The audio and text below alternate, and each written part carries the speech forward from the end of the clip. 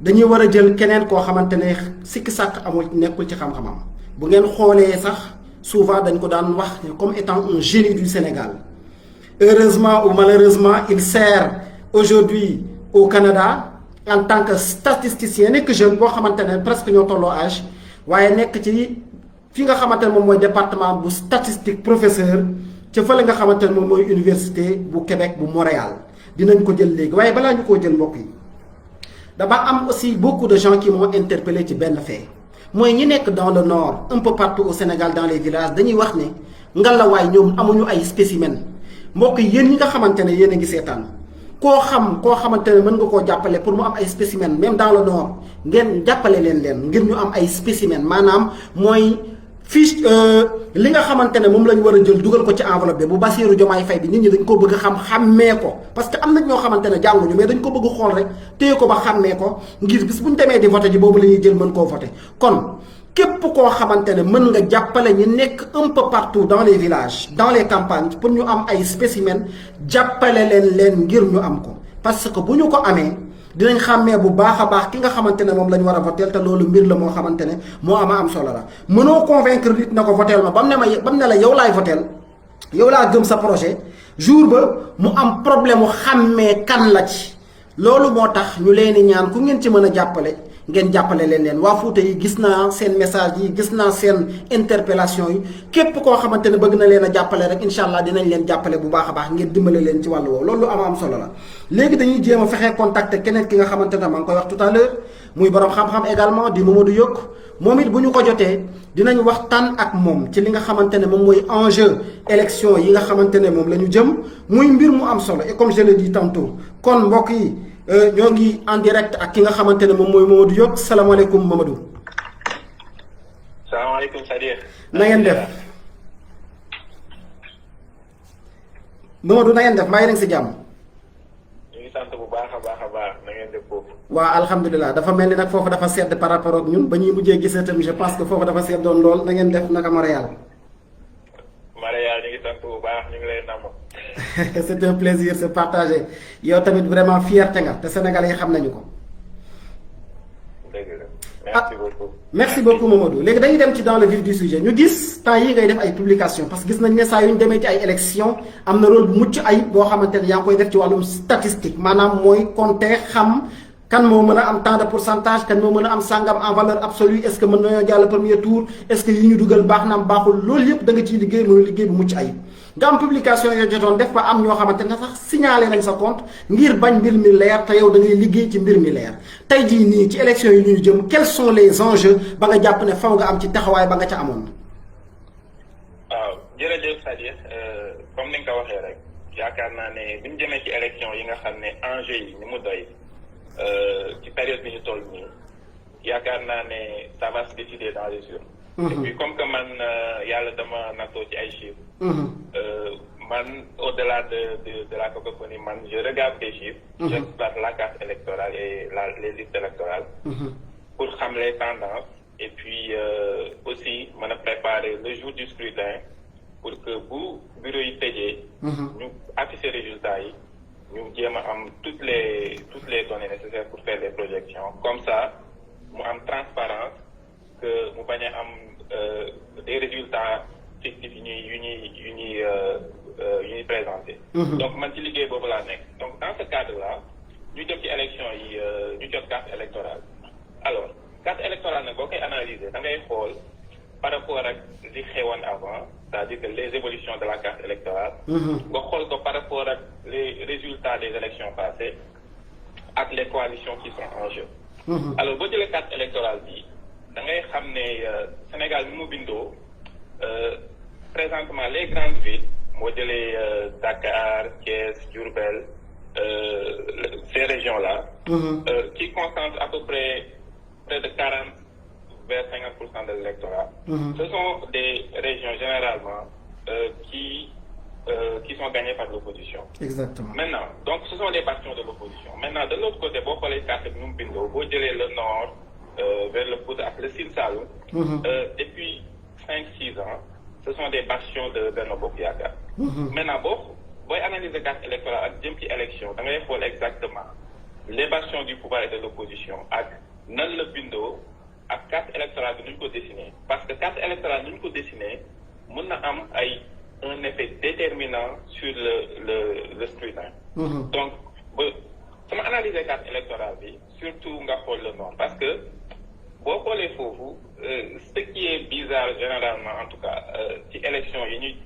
ñu mujjee jàll. mooy que le parti au pouvoir en fait bu ñu obtient des scores yi ñuy wax soviétique généralement. C'est-à-dire que boo jëlee depuis 2019 Macky Sall donc ay département dans le Fouta presque 90% des voix. Il a obtenu près de 90% des voix dans le Fouta. et le Sine Saloum. Maintenant boo xoolee loolu nga xool ko prisme par rapport ak carte électorale bi nu mu bindoo ak résultat yi ni mu distribué da ngay xam ne bon c'est quand même assez suspicieux que dans ces zones-là la première chose mooy que électorat bi ni mu évolué en fait ces zones-là sont devenues des zones à enjeu majeur parce que su ma joxee exemple élection législative yi passé boo jëlee département de Podor la coalition Benno Bokk Yaakaar a gagné ce département avec une différence de presque 80 000 voix par rapport à l'opposition, à toute l'opposition réunie. Et que donc, avec même cette différence-là, cette différence permet de neutraliser tout avantage de l'opposition dans des grandes villes comme Thiès ou Dakar. Donc, maintenant, donc le problème n'est pas seulement la distribution de la carte électorale parce qu'on sait que les grandes villes concentrent la majorité de l'électorat. Mais vous qui savez, par exemple, Benno Bokk Yaakaar, s'il est compétitif dans ces grandes villes-là, mais si on est compétitif, moi, quand même un score de 30-35% des voix. Donc tu perds, mais tu es compétitif. Donc c'est-à-dire que bon, différence de voix, peut-être 80 000 voix les autres, ou 75 000 voix. Maintenant, eux, ils vont rattraper cette différence-là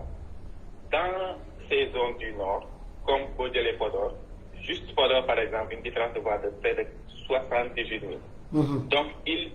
Donc, grâce à la façon dont la carte électorale est dessinée, la coalition au pouvoir arrive à surmonter les obstacles rencontrés dans les grandes villes. Donc, beaucoup de problèmes, pourquoi exactement dans des villes comme Podor ou Matam, non. Donc, là, il faut la carte électorale, nous distribuer. Parce que dans ces zones-là,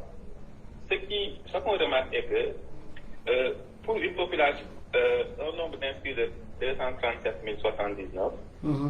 qui représente moins de 4% de l'électorat, tu as un nombre très très important de centres de vote, 248 centres de vote. Maintenant, la plupart de ces centres de vote-là, en réalité, il n'y a qu'un seul bureau de vote dans ces centres-là. Maintenant, si ces centres nous répartirons géographiquement et que mon commune, dans une même commune, tu peux avoir deux centres de vote. Centre pour un bureau de vote, mais distance, on a 50 à 80 km. Et que donc, imaginez l'eau, vous dessinez que multiplié par 100 ou 200. Cela veut dire que pour rivaliser, voilà, juste pour être présent, pour sécuriser le vote, il faut débourser de très très gros moyens. Donc, puisque peut-être l'opposition n'a pas tous ces moyens-là pour déployer les équipes pour sécuriser le vote, mais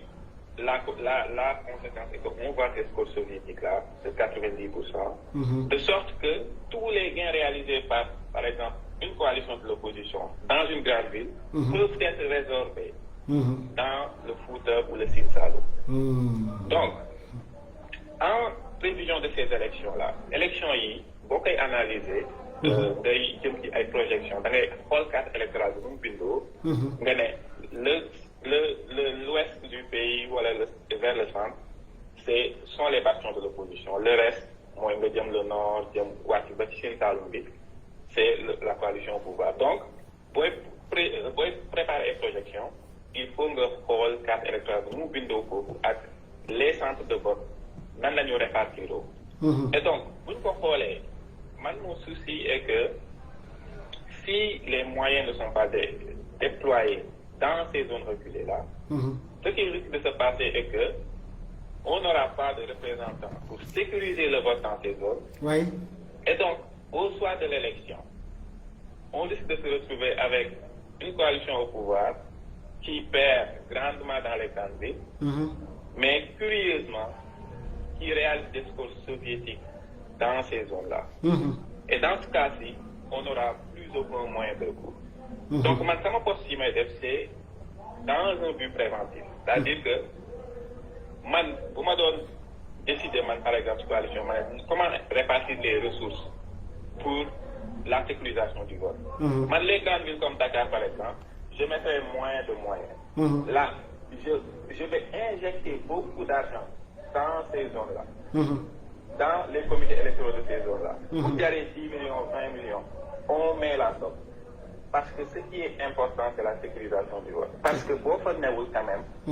mënoo après ñëw di contester wala dara. Parce que loolu kese mooy tax au soir du 24 mars, ñu mën a sécuriser vote bi et que li ma gëm mooy si tout se passe bien et que tout le vote est sécurisé, la coalition Diomaye Président va arriver en tête. Maintenant loolu, comme je vous ai dit, loolu dañuy travailler en amont. Il ne faut négliger aucun département. Parce que l'élection au premier tour, pour gagner l'élection au premier tour, quand même, il faut être compétitif dans tous les 46 départements du Sénégal. Et pour être compétitif dans tous les 46 départements du Sénégal, dañoo war a jàng ci li xewoon ci élection yi 2019 yi ak élection législative yi ñu mujjee génn. Parce que élection législative yi ñu mujjee génn, mais boo xoolee li xew Matam wala Podor, ce sont ces scores-là qui ont sauvé, entre guillemets, la coalition au pouvoir. Exact. Parce que vous faites qu'il y a un Podor, dans le département de Podor, la coalition au pouvoir gagne par plus de 18 000 voix. Madame, plus de 56 000 voix par rapport à l'opposition. Alors que dans des grandes villes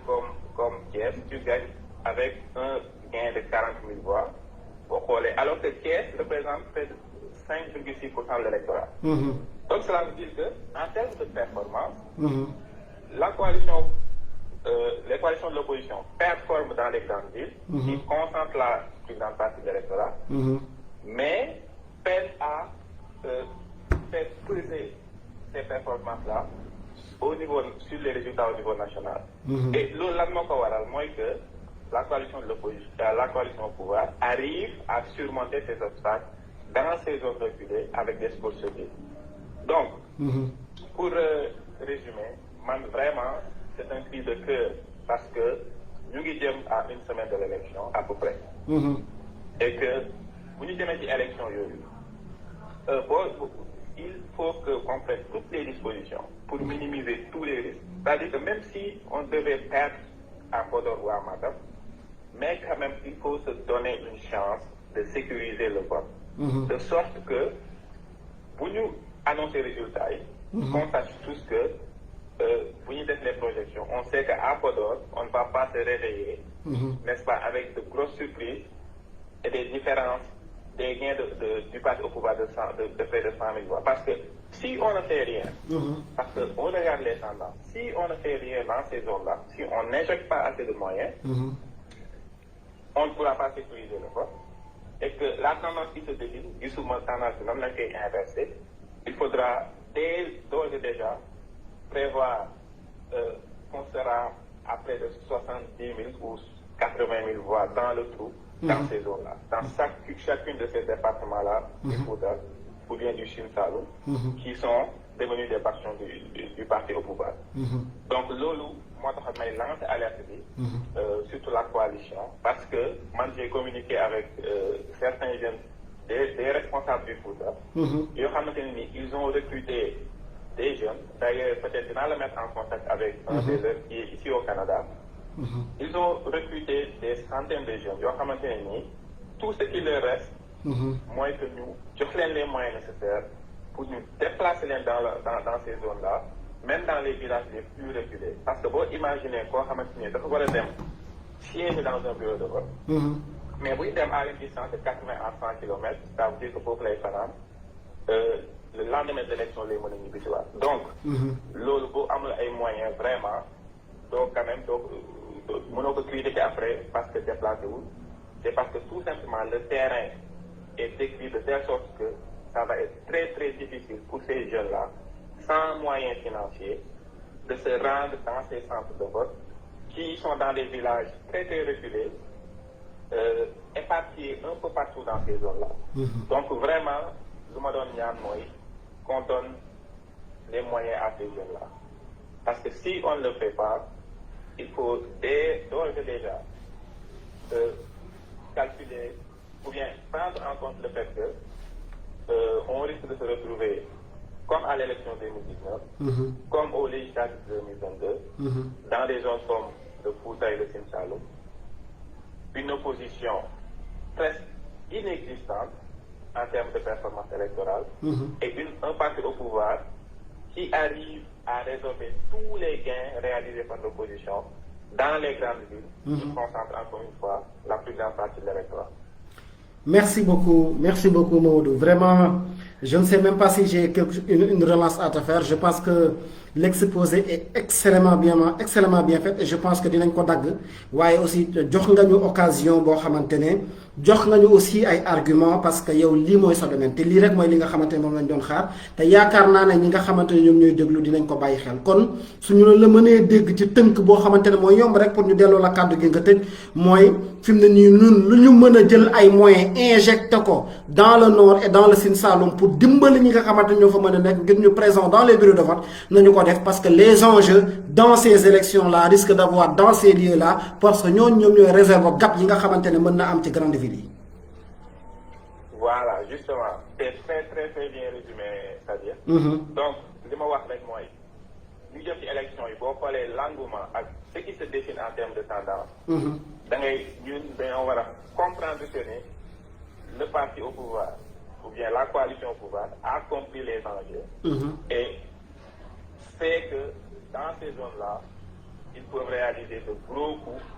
pour pouvoir survivre. Et puis on ne doit pas leur donner la possibilité de réaliser ce projet-là sinueux. Et donc, déployons les moyens, sécurisons le vote, n'est-ce pas? Allons voter et attendons les résultats au soir du 24 mars, Inch'Allah. Inch'Allah. Merci beaucoup Mamadou Yok. Vraiment, tout à l'heure là, wax la sama xalaat ne la dama bëggoon ñu bokk émission bi nga nangul ma ko di la remercier bu baax a baax kontaan nañ trop du ñàkk également sans doute le jour des élections ou bien même à la veille s'il y a des choses yoo xamante jàpp nañ ne dans le domaine des statistiques mën nga ñu ko leeral du ñàkk dinañ ñëwaat ci yow nga mën ñu koo leeral dina wax ñi nga xamante ne ñoo ñuy seetaan également ñuy suivre la page Mamadou Yok.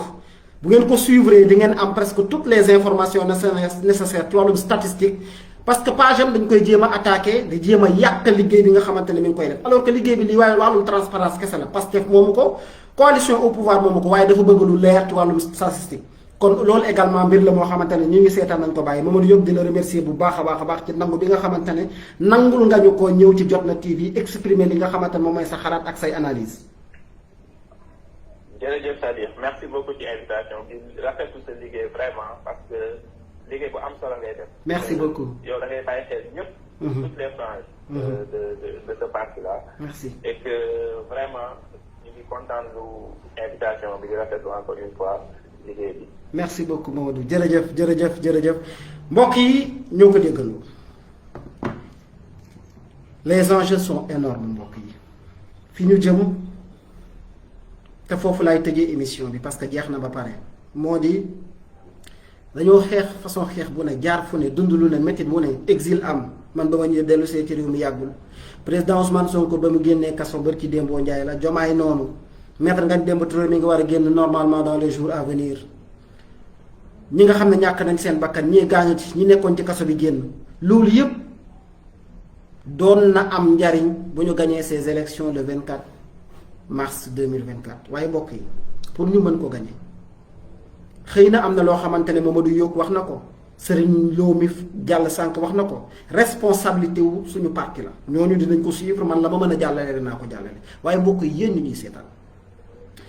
ku ci nekk ci yéen na partager lii ba ñëpp jot ci boobooy premier enjeu bi nga xamante ne jàpp naa ne war na am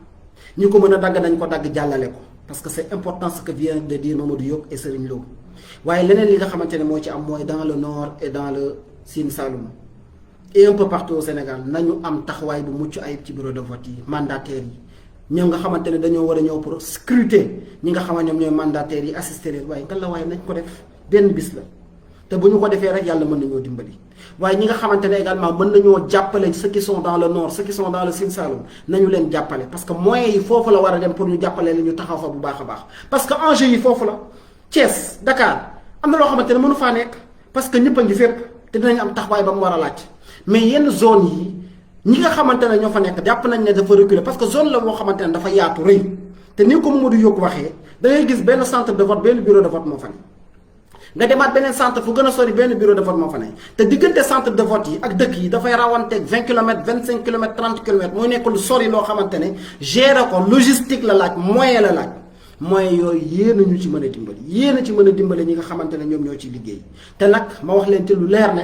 on a énormément injecté d'argent ci wàllu spécimen énormément injecté d'argent ci wàllu faj ñi nga xamante ne gaañu nañu énormément injecté d'argent ci ñi nga xamante ne génn nañ récemment ci kaso yi ci wàllu xoolaat seen xel xoolaat seen psychologie xoolaat seen wér-gu-yaram que lu ngeen leen mën a dimbalee rek dimbale leen ko ngir ñu mën a assister élection yi ca nam ware lii daal mooy enjeu yi dinañ ñëwaat demain si nécessaire defaat yeneen live waaye ñun ren suñu live yëpp bu ngeen seetloo on a choisi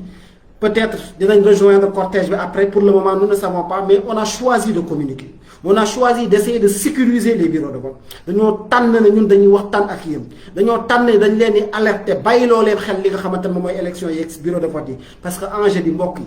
mooy nan la ñuy def ba li nga xamante ne moom la sénégalais yi voté ca ngoon nga mu feeñ ci PV yi te ñu bañ koo yàq bañ koo sàcc bañ koo détourner te nag zone yi nga xamante ne moom mooy les zones rouges mooy dans le nord ak Sine Saloum loolu lañu ay boromi xam-xam la xamal te bokk na ci ki nga xamante ne moom mooy Mamadou Yok moom la wax léegi di leen jox dig daje insha allahu rabbi demain ci beneen émission beneen jataay leeralaat bu baax a baax li nga xamante ne moom la ñu war a taxawee pour jëmmal suñu élection ba gañe ko insha allahu rabbi au premier tour jërë ngeen jëf